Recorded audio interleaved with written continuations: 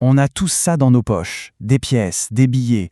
On s'en sert tous les jours sans même y penser. Et pourtant, chacun de ces objets, c'est un véritable concentré d'histoire, un témoin silencieux qui a voyagé de main en main.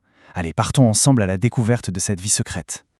C'est une question toute simple, mais qui ouvre la porte à un monde fascinant. On paye son café, on récupère quelques pièces, et hop, le cycle recommence.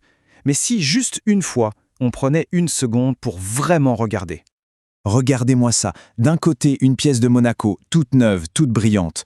De l'autre, un denier de la Rome antique qui a traversé les siècles. Ce contraste, il est parfait pour illustrer notre sujet. Chaque pièce, qu'elle ait un jour ou 2000 ans, a une histoire à raconter. Alors commençons par le début, logique, la naissance. Comment est-ce qu'une pièce ou un billet voit le jour? Pour comprendre, prenons un exemple qu'on connaît tous par cœur, l'euro. Sa création, ce n'est pas juste une affaire technique, c'est d'abord et avant tout symbolique. Ce n'est pas du tout un hasard. Les fenêtres, elles représentent l'ouverture d'esprit. Et les ponts, c'est la connexion entre les gens. Chaque billet devient alors une sorte de métaphore de la coopération. C'est une belle idée, imprimée sur du papier. Une fois créé, l'argent entame sa vraie mission. Passer de main en main, circuler. Mais ce voyage, il est plein de dangers. Il faut le protéger de l'usure, bien sûr, et surtout des faux monnayeurs. Pour ça, la Banque centrale européenne a mis au point une méthode hyper simple que tout le monde peut utiliser pour vérifier si un billet est un vrai. Ça tient en 3 mots, 3 gestes tout bêtes qui peuvent révéler tous ses secrets. Le premier geste, c'est avec les doigts. Au toucher, on doit sentir une petite épaisseur, un relief. C'est ce qu'on appelle l'impression en taille douce, et ça donne une texture vraiment unique que les contrefacteurs ont beaucoup de mal à reproduire. Ensuite, on regarde, mais par transparence. On place le billet devant une source de lumière, et là, comme par magie, 2 choses apparaissent. Le filigrane, cette espèce de portrait fantôme dans le papier, et le fil de sécurité, cette petite bande sombre qui traverse le billet. Et pour finir, on incline le billet. Et là, c'est la technologie qui parle. L'hologramme change d'image selon l'angle et certains chiffres changent de couleur. Ils passent du vert au bleu. Ces petits détails dynamiques, c'est la signature ultime de son authenticité. Mais bon, toute vie a une fin. Pour un billet, la circulation s'arrête quand il est trop abîmé. Les banques le retirent, le détruisent, et pour la plupart, c'est la fin de l'histoire. Sauf que, pour certains, ce n'est pas la fin, c'est le début d'une toute nouvelle vie. C'est là que tout bascule. Un objet du quotidien se transforme complètement. Il arrête d'être une simple valeur d'échange pour devenir un objet de désir, un morceau d'histoire, presque une œuvre d'art.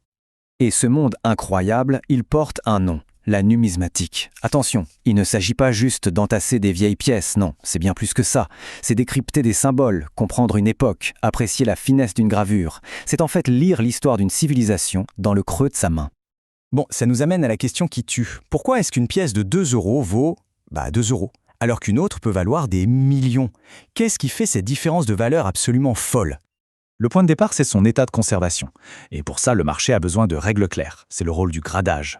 Des experts examinent la pièce à la loupe, ils notent la moindre petite rayure, la qualité de la frappe, et lui donnent une note. Cette note, elle devient une sorte de garantie universelle de sa qualité.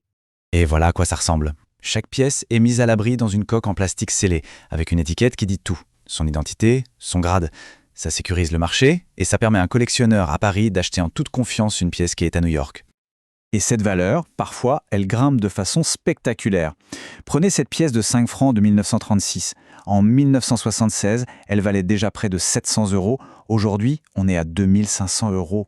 C'est ce mélange de rareté, d'histoire et de demande qui fait flamber les prix. Et de temps en temps, cette valeur atteint des sommets qui donnent le vertige. Ce chiffre, 18 872 250 $. C'est le prix de vente d'une seule et unique pièce de monnaie en 2021. La fameuse Double Eagle de 1933. Et attention, ce n'est pas un cas isolé. Le marché des monnaies d'exception est bien réel. Plus de 165 pièces ont déjà passé la barre du million de dollars. C'est la preuve qu'on est face à un véritable marché de l'art pour ces petits trésors de métal. Mais si on réduisait ce monde à de simples chiffres, on passerait à côté de l'essentiel. Parce que derrière chaque collection, derrière chaque enchère, il y a avant tout des histoires humaines et une passion qui dévore tout. Écoutez ce témoignage d'un collectionneur, Yvan Dandré. Sa stratégie est simple et claire. La qualité et le meilleur rapport qualité-prix. Chaque collectionneur développe sa propre méthode, sa propre chasse au trésor. C'est ce qui rend cet univers si personnel, si captivant. Et cette passion, elle se partage. Il y a tout un écosystème qui s'est créé. Des associations pour échanger ses connaissances, des salons pour se rencontrer, des maisons de vente pour dénicher la perle rare et des bases de données en ligne qui sont de vraies bibles. C'est une communauté mondiale, hyper connectée. Alors voilà, la prochaine fois qu'une petite pièce passera entre des mains, que ce soit les vôtres ou celles de quelqu'un d'autre, ça vaudra peut-être le coup de la regarder différemment. Qui l'a eu avant? Par où est-elle passée? Chaque pièce, c'est une petite capsule temporelle, un fragment d'histoire qui attend juste qu'on prenne le temps de l'écouter.